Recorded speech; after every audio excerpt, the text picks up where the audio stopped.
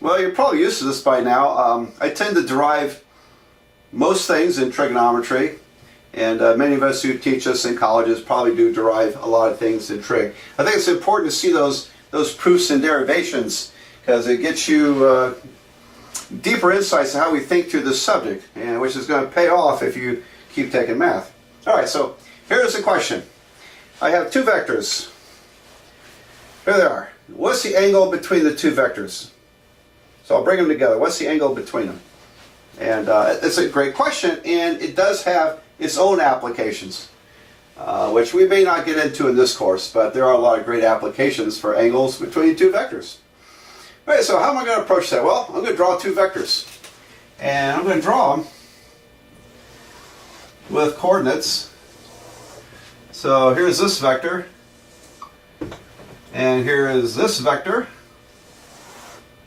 Alright, now let's say that I started them both at the origin, because you can move vectors anywhere you want to. So I'll put them at the origin. That's the angle I want to find. And you might think, oh, it's starting to look like a law of cosines problem. Alright, so I'm going to shorten this vector just a little bit because, there we go. I don't want this to be totally vertical here. Alright, so suppose this is the coordinate AB, then the vector is going to be AI plus, oops, no arrow over the I. Let's try that again. Alright, so AI plus BJ. Alright, so the net change from the origin to A comma B would be AI plus BJ. And I'll call this coordinate point CD.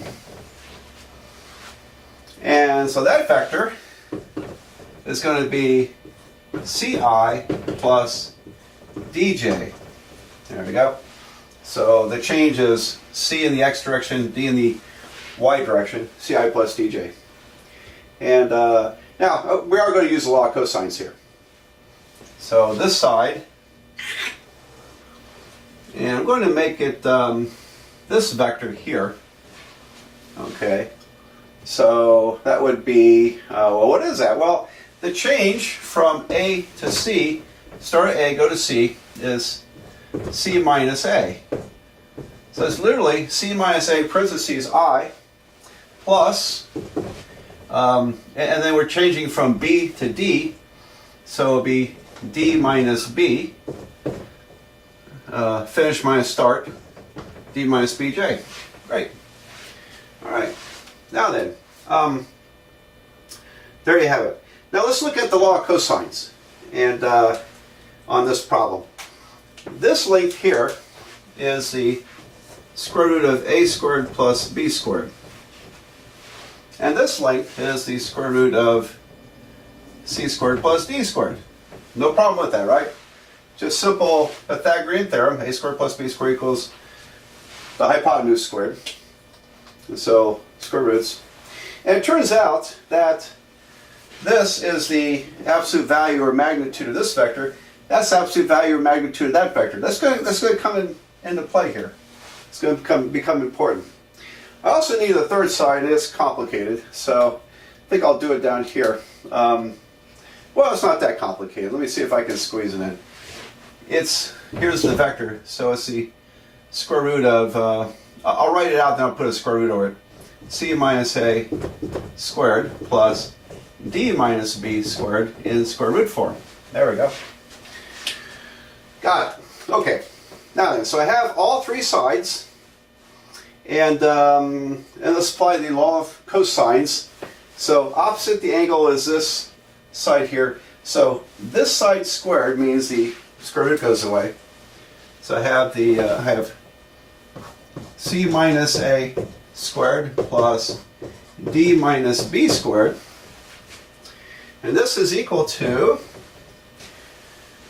this side squared and that side squared. So I have A squared plus B squared plus C squared plus D squared minus 2 times their product, 2 times the square root of A squared plus B squared, square root C squared plus D squared, cosine theta. So this is all law of cosine stuff. Oh boy, what a mess. Okay, so I'm going to go ahead and multiply all this out and combine on this side, and then we'll look at our equation. So when I square c minus a, it's c minus a times c minus a. So we follow it out. We get c squared minus 2ac plus a squared plus d minus b squared is d squared minus 2bd plus b squared equals to a squared plus b squared plus c squared plus d squared minus 2 square root a squared plus b squared square root c squared plus d squared cosine theta. Alright, it's a mess, isn't it? It's a mess, but a lot of things cancel off here. Okay, very nicely. And so I have c squared on both sides, so I subtract the c squareds off, they disappear. The a squareds disappear. The d squareds disappear. And the b squareds disappear. So when all the smoke clears, I have minus 2ac minus 2bd equals minus 2 square root a squared plus b squared square root c squared plus d squared cosine theta. Alright, so all that came from applying the law of cosines. And now we're going to start thinking in terms of vectors. Okay, because it's just a messy formula, isn't it? So I'll make some room up here. And for one thing, I can divide both sides by minus 2.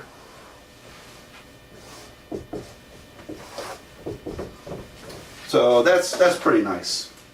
So when I divide both sides by minus 2, I get these cancel. So I have AC plus BD equals to square root A squared plus B squared square root C squared plus D squared cosine theta.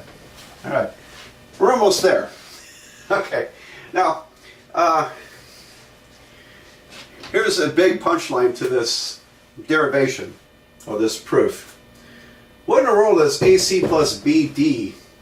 If you took the dot product, AI plus BJ times the other vector, CI, no arrow over the C, CI plus DJ. Okay, the dot product of these two vectors would be A times C plus B times D. Look at that. There's a dot product. Alright, so if I call this, what should I call it? Oh boy. Let's just call it A and B. I'm going to call this vector here vector A, and this vector, for lack of better, I'll call it vector B. So here's B, here's A. A dot B is this. Okay, that's A dot B. A dot B. And what's this? That's the magnitude of the vector A.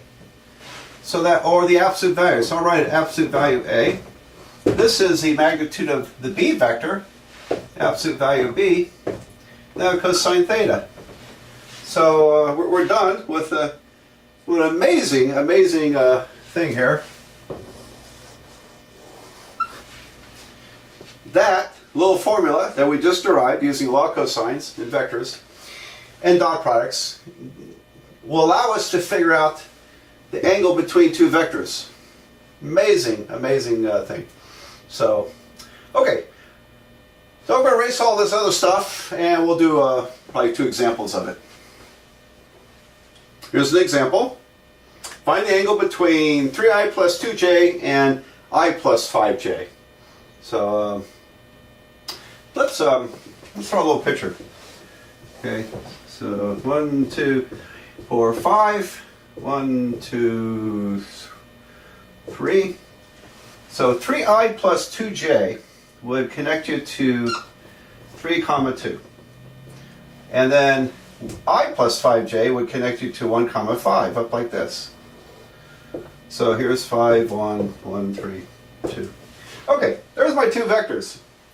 And what's this angle? Well, it looks like it's somewhere in the neighborhood of 45 degrees. I don't know exactly. We'll find out. But that's what I expect. Now, this is also the angle between two vectors. But the answers to these problems are always going to be between 0 and 180 degrees, because to get it, we take the inverse cosine. Inverse cosine gives you angles in the first and second quadrants. So it'll always give you the angle that's less than 180 on these. All right, so we call this vector A and this vector B. So the dot product, A dot B would be 3 times 1 plus 2 times 5. And so it would be 3 plus 10, 13. That's 13. The absolute value of A would be the square root of 3 squared plus 2 squared. It's the length of the vector. 9 plus 4 is 13, square root of 13. And the absolute value of B is the square root of 1 squared plus 5 squared, which is the square root of 26. Great. All right. So, I'm running out of room, aren't I? Okay. You got all that down, right? Let's go ahead. We expect the answer to be somewhere around 45 degrees, maybe a little more, maybe a little bit less. Somewhere in that neighborhood. Let's see what we get. So if I plug in all this stuff into that equation, the dot product was 13. That equals to square root of 13, square root of 26, times the cosine of theta. And, oh my goodness. Is that 1/2 equals cosine theta? Might be. Anyway, cosine theta would be 13 over the square root of 13, square root of 26. So I'll divide by these. And I think it's 1/2. Maybe it's the square root of 1/2. All right, so 13 divided by the square root of 13 divided by the square root of 26 is 0.707. Okay, which looks suspiciously like the square root of 2 over 2. Matter of fact, it really is, because this is the square root of 13 times 13 over the square root of 13 times the square root of 2 times 13. Those two 13s cancel. I get the square root of 2 over 2. Now on the calculator it's 0.707. So, I did not rig the problem to be 45 degrees. So to me it's an amazing coincidence that I just made up numbers, and it really is 45 degrees. So, because if you take the inverse cosine of your calculator answer, using all the decimals, you get 45 degrees. So theta is 45 degrees. Okay, so amazing coincidence, because I didn't think I would get 45 degrees, but sure enough it was. All right. That'll be years before I accidentally do one of those again, probably. All right, so the angle is 45 degrees in between. Let's do another problem. Here we go. Same instructions. Let's find the angle between these two vectors. A is minus 27i plus 12j, and B is 5i minus 31j. So I think they're going to, let's see, there's A, roughly. B is down here. So I think it's going to be an obtuse angle over, between 90 and 180. This is my guess. All right, let's see what happens. So, A dot B. A dot B is negative 27 times 5 plus 12 times minus 31. Looks like a negative number. So I get, let's see, negative 5 times 27 minus 12 times 31, negative 507. Minus 507. All right, great. Now the absolute value of A,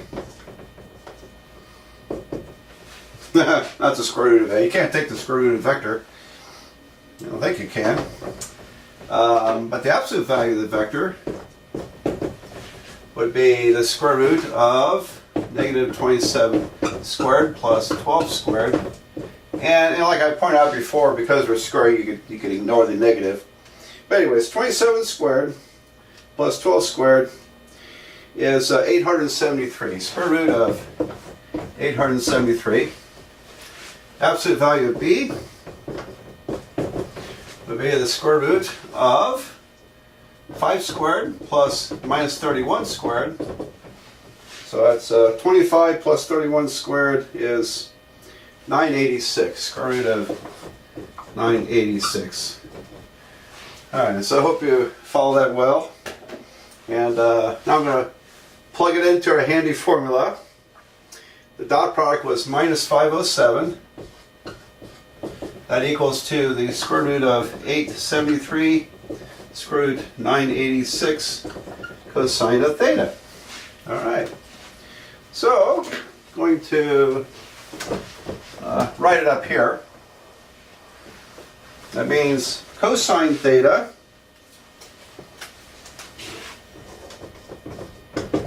would be minus 507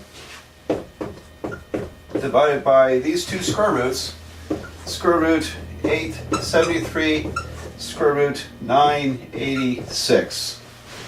986, okay. A little word to the wise, when you're dividing there, you have to divide by both these numbers. So if you hit negative 507 divided by square root 873 times square root 986, your calculator thinks square root 986 is up here. So we have to hit divide and divide. Let's do that. Minus 507 divided by square root 873 divided by square root of 986. It's like minus 0.5464 or something or other. And now I'm going to hit the inverse cosine. So I didn't write the step up there, but theta is the inverse cosine of this computation. So using all the decimals, I get 123.1 degrees. So theta is 123.1 degrees. So that's the angle between the two vectors. Amazing, right? I like it. You can use this to find the angle between vectors in any dimension. It really works the same. Should I show you a three-dimensional vector problem? What the heck? So let me erase this and I'll do one more example for the fun of it. Here are two vectors in three dimensions. A is 2i minus 3j plus 4k. So k is the vertical dimension. So I would actually, we would probably think of it I as coming out from the board. J would go off to the right, and k would be pointed up. And so it forms actually what's called a right-hand rule system. I, J, K. No, I didn't get that right, did I? Ah, there we go. I, J, K. Right-hand rule. Anyway, if you take calculus 3, you'll learn all about that.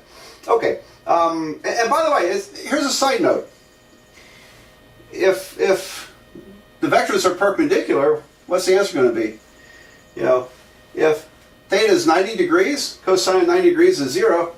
And when the dot product is 0, that means the vectors are perpendicular. So I'll probably do an example of that at the end of this part. Anyway, let's go ahead and do it. A dot B. For the fun of it here. So this is pretty neat analysis, because here we are in three dimensions. We can't really draw three dimensions on a board and get a good sense of the angle very well. But a three-dimensional problem, and we have a nice tool for analysis. The dot product is very similar. It's going to be the product of these components. So it's 2 times 5 plus negative 3 times 2 plus 4 times minus 3. So that'd be 10 minus 6 minus 12, which is minus 8. I better look, make sure I got that right, because that was fast. 10 minus 6, 4 minus 12 is negative 8. Yep, that's it, negative 8. Now, the absolute value of A Well, the Pythagorean theorem in 3 dimensions is a squared plus b squared plus c squared equals d squared. So literally it's the square root, the length of the vector is the square root of 2 squared plus 3 squared plus 4 squared. Now I didn't put my minus sign there, only because I'm going to square it. And so this is 4 plus 9 plus 16. 4, 9, 16 equals to 29, doesn't it? Square root of 29.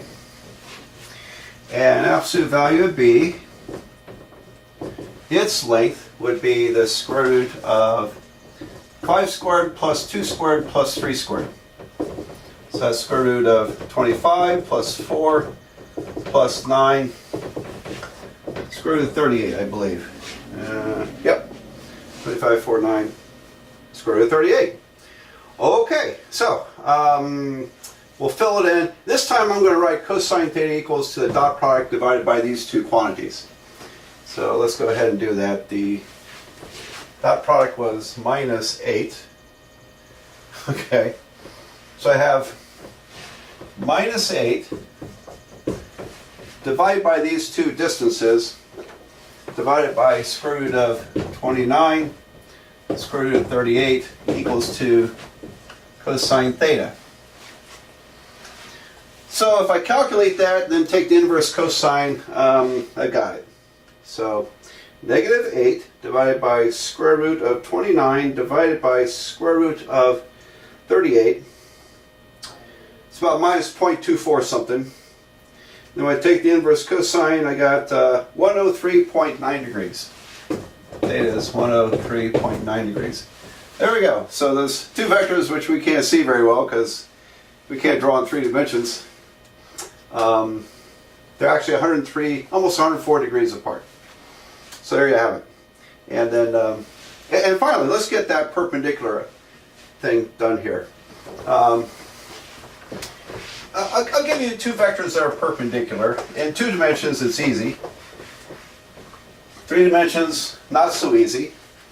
But if I don't know if the other thing is going to be a little weird here, but anyway, I had to start over because I made a mistake. And so I created 2 vectors, 7i minus 9j, and then b is 18i plus 14j. And they're perpendicular. I'll show you why they're perpendicular. Because the dot products, a dot b, would be 7 times 18, and then plus negative 9 times 14. Now 7 times 18, that's 70 plus 56, that's 126. And then 9 times 14 is 126. But it's a minus because of the negative. So I get 0. If the dot product is 0, we know these are positive numbers. We don't even have to calculate them. Literally, we have 0 equals to